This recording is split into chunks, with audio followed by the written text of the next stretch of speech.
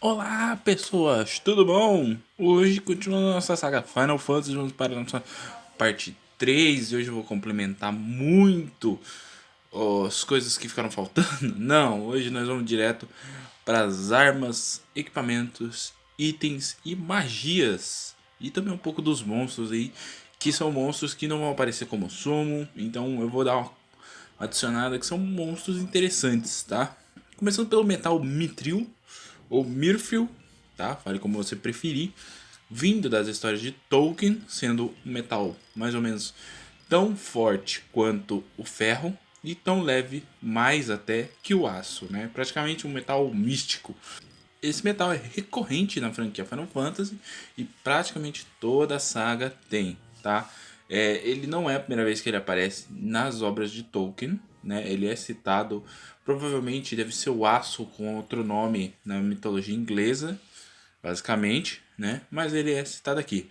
As adagas, tem algumas que vale a pena citar. A Mage Masher, que antigamente, né, como é que você matava o mago? Você cortava a goela dele, né? Porque como é que ele vai falar sem goela?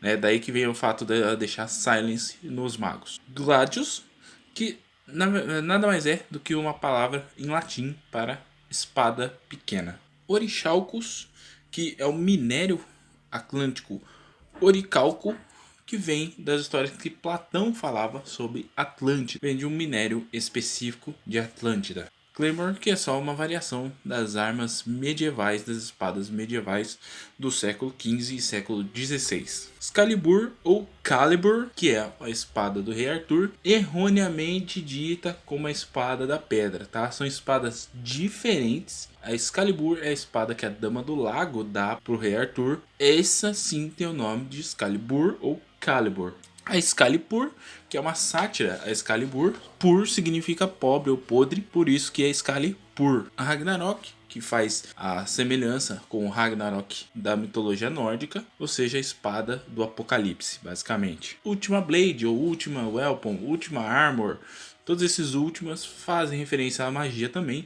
Teoricamente seria a magia suprema, a derradeira magia, né? Última. Ou a derradeira arma, a arma derradeira, a última weapon. Seria a arma derradeira. Tudo nesse sentido aí. Masamune, que foi criada por Okazaki Masamune, né? O ferreiro chamado Okazaki Masamune. E a espada, teoricamente, teria sido criada com o sentimento de paz e bondade, por isso que ela é uma espada pura. Muitas vezes é associada com maldade a Masamune, né, com coisa, mas não é a Masamune, e sim a Murasama, que foi criada teoricamente por esse mesmo ferreiro, sim, com pensamentos de destruição e morte. Por isso que elas são opostos e tem um nome parecido. Kotetsu, que aparece bastante, é só uma variação de espada, tá? É uma variação de espada katana, mais conhecida como espada de ninja, porque ela tem o fio reto e não o fio curvado. Sasuke Blade, esse é referente ao Sasuke Sarutobi. Não, não é o do Naruto. Não estamos ficando malucos. Não, tá? A Sasuke Blade vem do Sasuke Sarutobi, o ninja mais rápido das lendas do Japão. Ele é um ninja formidável e único, tá? E Sarutobi significa macaco. Por isso que no anime do Naruto, por exemplo, o Sarutobi invoca macacos. Temos também a Zeus Hammer, Thor Hammer, Mace of Zeus. Todas essas fazem referências aos deuses do trovões da mitologia grega e nórdica, né, respectivamente. Aí teoricamente seria a arma poderosa, né, que o martelo do Thor, né, o Mjolnir, teoricamente seria um artefato derradeiro. Hamelin, que faz referência ao flautista de Hamelin, né, uma história onde o cara encanta ratos e depois as pessoas não querem pagar ele pelo trabalho que ele fez, ele vai lá e encanta as crianças e leva embora da cidade. Javelin é uma lança, tá? Que é só uma variante de uma lança comum, assim como Partisan e Trident, que são lanças, variações de lanças, né? A Javelin em questão, ela é mais para estocar o inimigo. Cain's Lance, que além de fazer referência ao Caim do Final Fantasy IV, também faz referência de Caim e Abel, lá da Bíblia. Gangnir, que teoricamente é a lança suprema junto com Balmuk, criada por Siegfried na mitologia nórdica. Se você não conhece a mitologia, tem até filme que conta mais ou menos como é que foi criado, né? O meteoro que eles pegaram e usaram minério para fazer isso aí. Em algumas mitologias, essas armas são feitas da garra de Fafnir, o dragão que o Siegfried mata. A Adamantite, tá? É um minério criado no universo de Final Fantasy, ele não existe fora disso, que teoricamente seria um minério único e indestrutível. Na mitologia de Final Fantasy, da Adamantoise, que é uma tartaruga, fazendo referência às tartarugas de Galápagos, que são gigantescas. Genji, ou Genji, é uma armadura que faz homenagem a Seiwa Genji, que fazia parte do clã Minamoto, muito famoso pelos seus samurais, né, por habilidades samurais, e ele teoricamente, né, seria um dos maiores samurais da história. Por isso daí a armadura tem o nome dele. Nikai Amulet, que o nome seria Nukai Armband, né, que seria um bracelete mais ou menos. Ele é da parte da mitologia vietnamita, teoricamente seria um acessório ritualístico, tá? Mas umas coisas meio pesadas, então eu não vou entrar em detalhes. Minerva's Plate, tá? Que é um peitoral, ele tem várias versões de plate, armor, tudo mais, ou Atenas Plate, armor e tudo mais. Uma faz referência à mitologia romana, outra mitologia grega, tá? Para quem não sabe, basicamente são os mesmos deuses com algumas diferenças, provavelmente dos nomes. Maximilian, tá? É uma armadura real que existiu para o imperador Maximiliano, né? O primeiro imperador Maximiliano. Temos também o Maiden's Ring, esse daí é interessante. Ele faz referência à mitologia árabe, de uma cidade chamada Maiden Salam, que ela teoricamente foi amaldiçoada por Alá. Tem o Pumice e o Pumice Piece, tá? Pumice é nada mais do que pedra pome, né? Aquela pedrinha que você usa para limpar o calcanhar, lavar o calcanhar. Ribbon, esse daí é uma sátira deles para o artigo de a beleza cura tudo. Roseta, tá? Não é uma pedra rosa, tá? É uma tábua com vários escritos, como se fosse um arquivo deixado há milênios atrás. O sistema de magia da franquia possui sufixos que se diferenciam das demais franquias. Por exemplo, Fire vira Fira, Firaga e, por último, Firaja. Esses sufixos Ra, Ga e Ja são significativos para a função, já que o sufixo Ra, de Firra, significa acertar em área, então é o fogo em área. Firaga significa acertar em alvos específicos, então Firaga é fogo em alvos específicos e Firaja é os dois, em alvos e área específico. Sendo assim, todas as magias que possuem o Ga, Ra e Ja estão entrelaçadas a essa função. Algumas magias também possuem prefixos, como A de Arise, por exemplo, ou Da de The Teleport. Cada um tem um significado de completar. Rise, por exemplo, é levantar. E Arise seria levantar completamente. Também temos o prefixo Bar, que significa negar. Então, por exemplo, Bar Thunder significa negar trovão. Alguns prefixos ganharam a função des, que des significa retirar. Então, Dispelga ou Dispel pode ser lido também como retirar ou desativar. Vamos agora para os monstros. Começando com 4 monstros que eu não citei e deixei para citar nesse vídeo. São os grandes chefes de Final Fantasy IV. Scarmaglione, Barbarícia, Cagnazo e Rubicante. Tá? Os 4 fazem parte da Divina Comédia do Inferno de Dante. Tá? É uma peça teatral muito antiga. Tá? E cada um deles seria um demônio do círculo lá. Inclusive por isso que eles são demônios na história. A Quimera é um monstro que cospe fogo. Tá? E ela é filha de Typhon com Echidna, tá? Typhon a gente vai falar sobre ele lá em Final Fantasy VII, ou seja, no próximo vídeo que sair da saga. E Echidna é a mãe dos todos os monstros, tá? Ela aparece na mitologia grega, mas ela aparece acho que 1 ou 2 vezes só na franquia Final Fantasy. Oshu, que vem do Dungeons and Dragons, tá? É uma criatura que lá tem o nome de Ochu, uma planta gigante. E aí temos agora o Wyvern e o Worm. O Wyvern é uma criatura medieval, tipo um dragão com corpo reptiliano. Porém, qual que é a grande diferença? Uma é reptiliana que vive no chão, né? E o Worm, né, seria um alado, um réptil alado. Por isso que, por exemplo, Monster Hunter, todos os monstros são serpes, né? Que são serpentes. Então o Arm é um tipo de serpente dracônica. O Malboro, ele é a junção de Boro, que em japonês significa ronco do estômago, quando o estômago tá ruim, você tá com azia, né? E mal, que teoricamente seria a doença, seria a enfermidade. Também a piada de ela soltar aquele bafo lá que causa vários estados, é referência ao cigarro Marlboro mesmo. Cocatriz e basilisco, né? Ambos têm um conceito praticamente igual.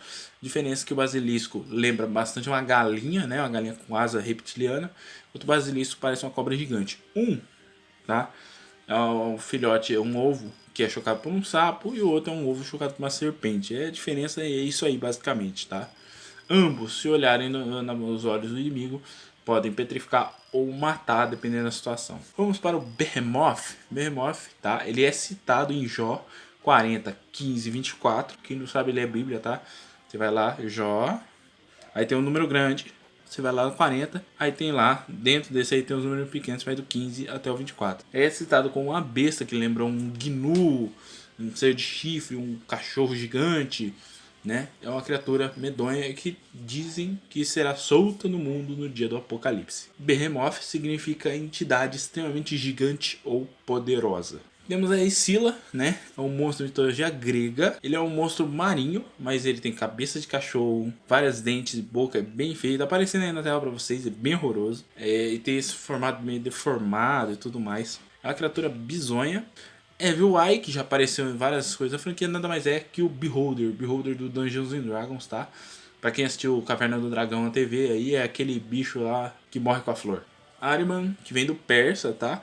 Que significa Angramanil, que é alguma coisa como um espírito destrutivo, tá? Por isso que ele é um olho, assim, um olhão voador. É bem próximo do que é descrito na mitologia persa. E para finalizar, o Cruel, que é uma raça alienígena fictícia das histórias de ficção científica de Aeven Van Gogh. Eu vou pôr aí na tela o cara para vocês saberem quem que é. No Dungeons and Dragons ele também aparece com outro nome, Displacer Beast, tá? É por isso que ele parece um gato que tem uns poderes que não faz sentido. A referência dele ter fraqueza a gelo, teoricamente, seria o espaço, né? Que se ficar no espaço ele morre. E os bigodes gigantes dele não são bigodes, são tentáculos. Olha só que criativo.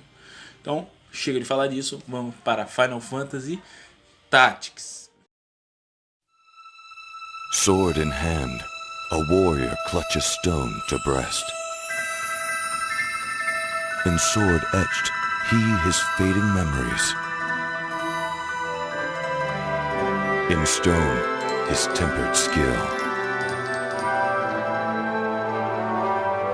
By sword attested, by stone revealed. Their tale can now be told. Square Enix presents The Zodiac Brave Story.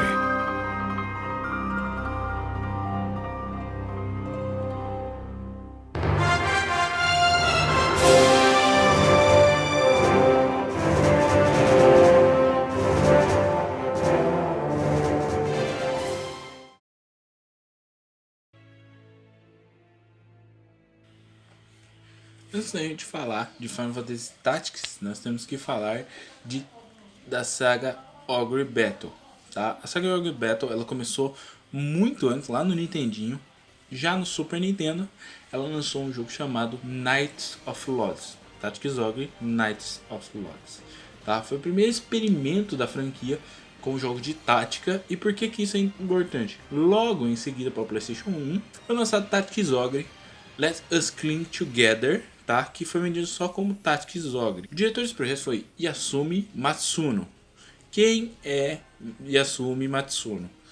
É o cara que vai fazer Final Fantasy Tactics, é o cara que vai fazer Final Fantasy VII. É muito importante. Ele simplesmente parou de trabalhar com tática depois de Final Fantasy Tactics, porque ele começou a trabalhar em outros projetos, não sobrou mais tempo para trabalhar com isso. Mas ele já disse em entrevistas que adoraria fazer um Tactics 2, né? Uma continuação, um prequel, qualquer coisa do gênero. Mas vamos seguindo, tá? Por que é importante? Muito do que a gente vê em Final Fantasy Tactics foi experimentado neste jogo, Tactics Ogre. Porém, o jogo possui uma história muito bem elaborada, onde ela possuía vários finais dependendo da quantidade de personagens que havia no grupo, dependendo dos personagens que você adicionava ao seu grupo e dependendo das atitudes que você tomava com o protagonista durante a história, podendo ter até 12 finais diferentes. Né? Nós não vamos nos aprofundar, deixa isso para uma saga Tactics Ogre aí, uma saga Ogre Battle, e vamos para Final Fantasy Tactics. O primeiro Final Fantasy Tactics foi lançado em 20 de junho de 1997 no Japão, 98 no resto do mundo de janeiro de 98. Yasumi Matsuno, agora com a supervisão de Hironobu Sakaguchi, que agora já está um pouquinho afastado da franquia, vai trabalhar nesse projeto. Outra coisa, vocês lembram que eu disse que o criador da Square era um fanático por tecnologia? Por que isso é importante? Na época, a Nintendo abandonou o conceito das mídias de CD, o que afastou a Square e fez eles irem para o PlayStation 1. Melhor decisão que ele já tomou na vida dele. Foi o console que eles tiveram melhor resposta. Praticamente todos os jogos até então foram lançados para o PlayStation 1. Tirando, acho que Final Fantasy 3, que não foi lançado para o PlayStation 1. Não sei porquê. Mas, no demais, Final Fantasy Tactics foi muito bem recebido. Final Fantasy 7 foi muito bem recebido. 8 e 9. Qual que é a história de Final Fantasy Tactics? O jogo começa com Hansa, nosso protagonista, em uma catedral, junto com uma mulher misteriosa e uma mulher cavaleiro. Nisso entra um homem chamado Garth Garion, que troca farpas com essa mulher cavaleiro. Lembrando que o jogo se passa na era medieval, então mulheres cavaleiros não eram lá as pessoas mais respeitadas no mundo medieval, né? Essa mulher é Agrias e ela está protegendo Ovelha, tá? No original, muito mal traduzido, o nome dela ficou como Olivia, tá? O Final Fantasy Tactics sofreu um problema de tradução, o que atrapalhou para entender a história, o que mudou nomes de personagens, nomes de missões, nomes de armas, equipamentos. Então muita coisa acabou no ocidente sendo se mantida por causa desses problemas e outras tiveram que ser corrigidas na versão do War of the Lion, que a gente vai falar mais para frente. Além disso, um grupo misterioso comandado por Delita ataca a igreja, enquanto os demais estão tentando proteger a Olivia. O outro capitão sequestra ela e leva ela embora. Nisso nós descobrimos que Hans é um mercenário. E aí vai contar a história da infância dele. Ele e Delita são amigos de infância que cresceram juntos. Delita, além dele, tem uma irmã chamada Tietra, que na original era Teta, o nome dela. Vocês já devem entender por que mudou o nome dela na versão final, né? Hansa é o irmão mais novo de 4 irmãos, tendo a sua irmã ainda mais nova que ele, porém dos homens ele é o mais novo. Além disso, você tem Tissedar, que é o irmão mais velho, e Zalbag, também, que é o irmão do meio dos 3 irmãos homens. No começo da história, nós sabemos que estava tendo uma guerra chamada Guerra dos 50 Anos. Durante essa guerra, o pai de Hansa ficou muito famoso, a nível de que se ele pisasse no campo de batalha, as pessoas tremiam e já ficavam com medo de ter que enfrentar ele. Junto com isso, os filhos dele, Tissedarg, que era um estrategista, e Zalbag, que era um excelente guerreiro, durante a guerra ganharam suas glórias e seus louros. Hansa, ainda muito novo, não lutou na guerra e agora ele está treinando para ser um cavaleiro e seguir a Ordem, né? A Ordem do Sul. O Hansa e o Delita, eles foram criados juntos e ele é tratado como um filho. O Hansa, né, a serviço da Ordem, vai em uma missão onde a Tietra ela é sequestrada por engano. Eles acharam que ela era da Casa Beowulf, mas ela não era. Enquanto eles lutam contra rebeldes, que são pessoas descontentes com o final da Guerra dos 50 Anos, que acharam que não foram exaltadas como deveriam, né?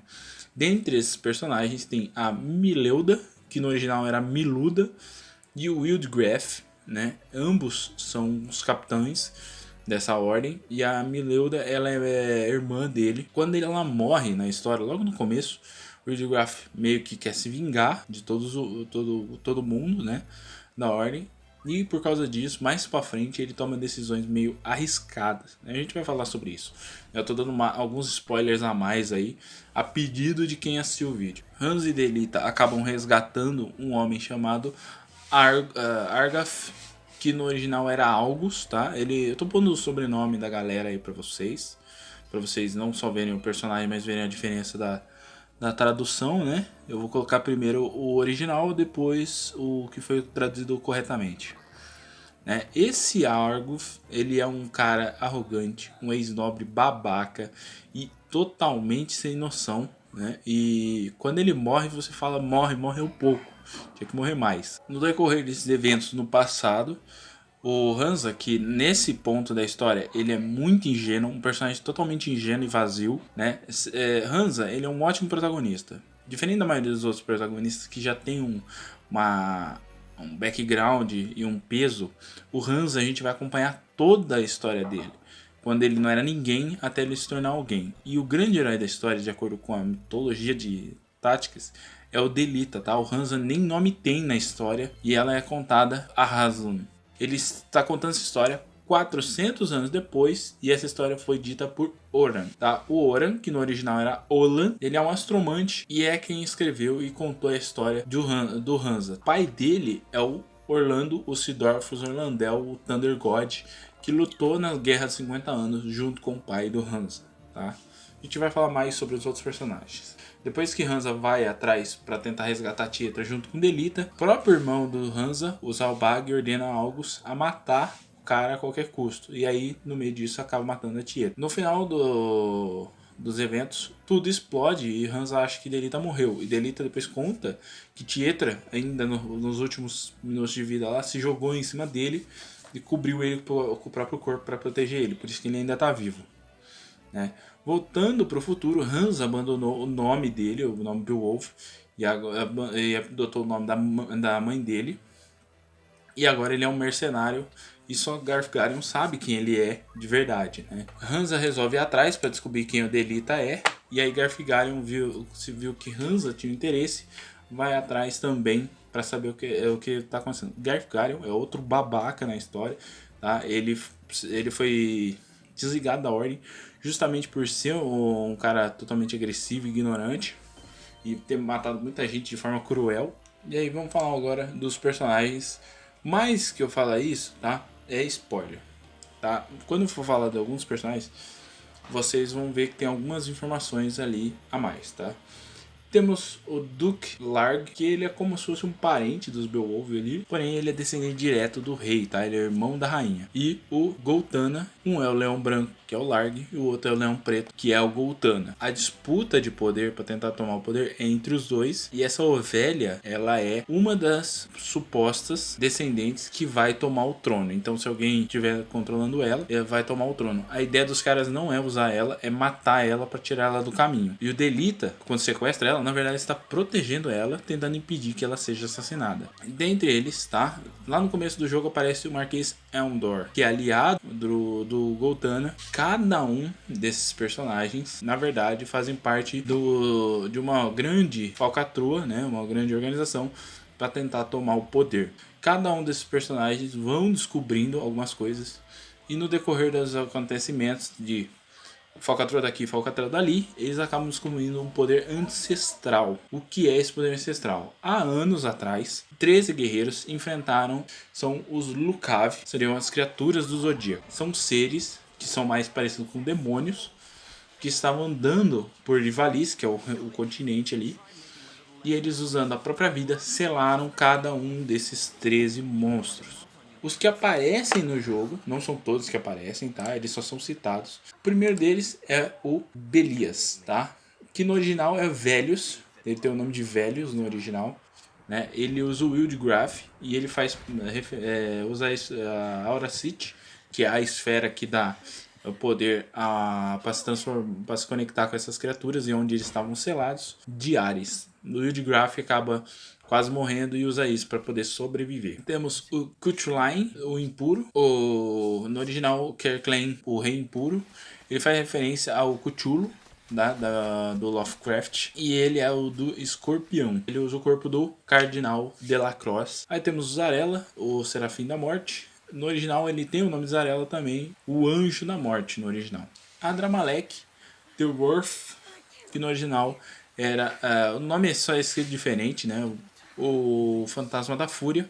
O Hashmal, Bringer of the Order. No original é o Hashmalum, The Regulator, o regulador, né?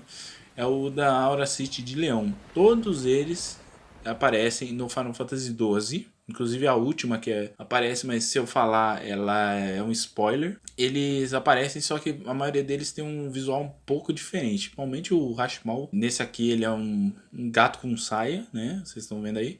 E no outro lá ele tem umas asas, uns negócios assim. Todos os monstros de lá são esses Lucavi, tá? Todos os summons de lá, os Esper, são os Lucavi, só que eles já foram purificados pelo Hansa no final da história. Basicamente, a atitude do Hansa purifica eles. A última, que eu não vou dar muito spoiler, ela é da Aura City de Virgo, ou seja, de Virgem. E aí a gente ainda tem o secreto, que é o de Serpentários, que é o Elibidus The Legendary Wizard. Esse de Serpentários, esse daí é o único que não aparece em Final Fantasy XII, porque no lugar dele entra o Zodiac, né? O Zodiac substitui ele lá no outro. Inclusive, neste jogo, né, em Final Fantasy Tactics, ele usa o summon Zodiac. Agora vamos falar dos personagens, que não posso citar diretamente na história, mas vamos falar sobre um pouco o passado deles. Temos primeiro o Mustadio, tá? Ele é um engenheiro e ele é o técnico da galera, né? O Mustadio consegue a incrível capacidade de ser um completo inútil, tanto que na versão do War of the Lion foi adicionado o Balfir como personagem extra no jogo. Sem brincadeira, Balfir possui apenas uma técnica a mais que o do Mustadio e ele já é melhor que o Mustadio. O Mustadio é extremamente útil contra unidades undeads a partir do momento que se habilita a habilidade de petrificar esses inimigos. Temos a Meliadol, que é a cavaleira com habilidades mágicas de espada. Basicamente, os cavaleiros nesse jogo, que a gente vai falar sobre as classes, eles podem quebrar armaduras. Ela quebra a distância. É a mesma coisa. Temos Rafa e Malak, que tiveram seus nomes alterados na versão do PSP, né, corrigidos na verdade. A Rafa e o Malak são personagens meio árabe lá, numa turma meio árabe. Isso é uma coisa recorrente, tá, de jogos produzidos do Yasumi nas suas franquias que ele trabalha. Lá em Tactics Ogre tinha o pessoal de Andorra também, que era o pessoal meio árabe, moreno. Ele gosta de colocar esses personagens diferenciados, com um propósito na história. O Cloud tem no jogo, mas ele é basicamente um personagem extra, com uma história bem extra lá. Temos o Construct 8, que teoricamente é um robô medieval, antigão lá, criado, que funciona através da esfera dos Lucavi dentro dele. Também temos dois personagens adicionados na versão de PSP. Um eu já falei que é o Balfir, e o outro é o Luso, que ele é um Square, que quando mata os inimigos, ele faz poach, que transforma os monstros em itens. E vamos falar do sistema do jogo agora, que ainda tá faltando. Nossa, não acaba, filho. Não acaba, é gigante. O sistema do jogo é um jogo de tática, então você anda por turnos, onde você tem um tempo. Dependendo do personagem, a sua velocidade aumenta a velocidade que a sua barra enche. Quanto menos ação você fizer, menos a barra gasta. Esse sistema é um sistema totalmente remodelado, que foi usado em Tactics Ogre, e nessa versão ele é muito mais bem aprimorado e funciona muito melhor. Personagens realmente são bem balanceados em questão da velocidade. Em Tactics Ogre a velocidade é totalmente desbalanceada. Além disso, os personagens teriam espaço para até 5 itens, né? 2 itens de mão, escudo, espada ou 2 espadas, dependendo dos equipamentos, status ou da classe, cabeça, corpo e acessório. Tá? Em Final Fantasy, em Tactics Ogre, ele já tinha experimentado algo diferente, onde os personagens tinham 4 slots e você poderia colocar 2 armas, um equipamento, uma roupa, um item que você poderia usar, porque a bolsa de itens não era acessível durante o modo. Isso deixou o jogo extremamente difícil, ele resolveu abolir em Final Fantasy Tactics, mudando para você ter acesso completo ao seu artefato de itens, desde que você tivesse a função itens. E a gente vai falar sobre essas funções.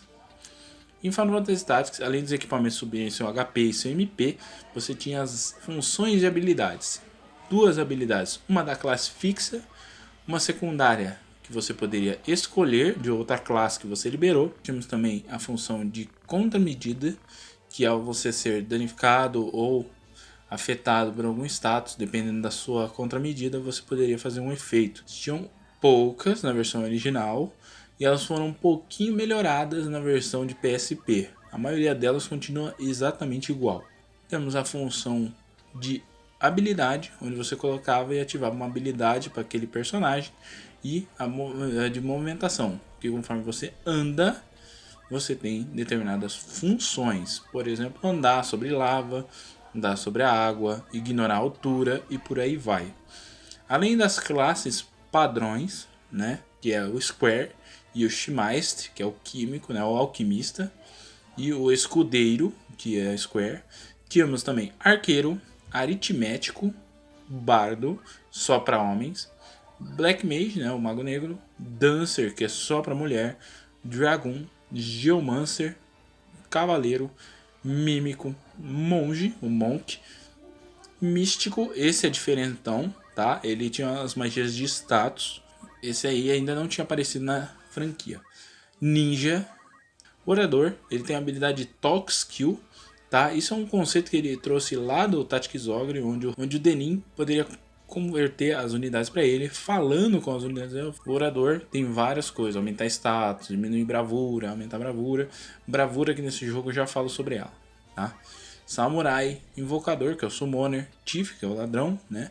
Time Mage, White Mage. Time Mage, White Mage, todos já apareceram, o aritmético ficou faltando.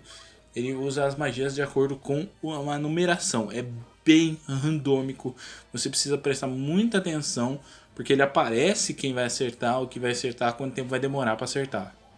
Tá? Foi adicionado na versão de PSP Dark Knight, que era uma habilidade que vários personagens tinham, então não fazia sentido não ter. E Onion Knight, lá do Final Fantasy III, que eu já falei sobre ela. Nesse jogo ela não podia equipar nada, porém ela pode equipar qualquer equipamento. E os status dela são extremamente altos, então é uma unidade de batalha frenética. Em Final Fantasy Tactics, né, eu vou passar umas dicas para vocês agora. Em Final Fantasy Tactics, você deve tomar muito cuidado. Uma simples luta aleatória, se vier muito chocobo no começo do jogo, existe grande possibilidade de você tomar um game over. Minha dica é: salve antes de andar, tá? Andou, enfrentou o inimigo, salva, segue andando. As lutas do jogo, além de ser randômicas, os inimigos também têm random abilities.